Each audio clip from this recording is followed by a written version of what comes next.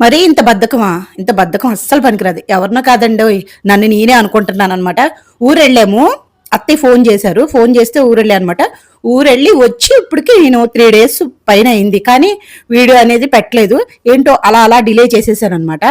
అత్తయ్య ఫోను చేసిందని చెప్పాను కదా! మా తోటికోడలు అంటే మా అక్క కూడా ఫోను చేసి రండి వారం రోజులు ఉందిరి గాని పిల్లలు సెలవు అని చెప్పేసంటే, కాదక్క క్లాసెస్ కూడా ఉన్నాయి అంటే, ఓహ్! ఎప్పుడు ఉండే క్లాసెస్‌కా రండి అంటే, ఇంకా వెళ్ళామనమాట.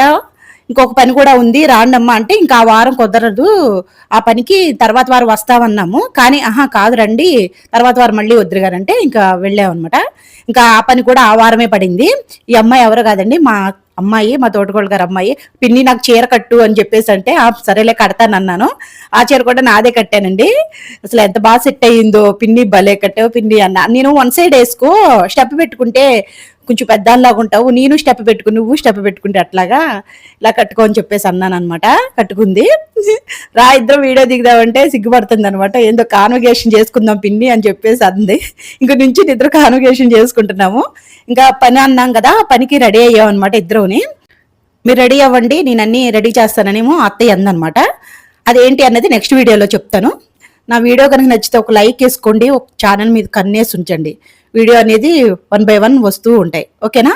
Thank you so much. Please subscribe my channel Subbu blogging.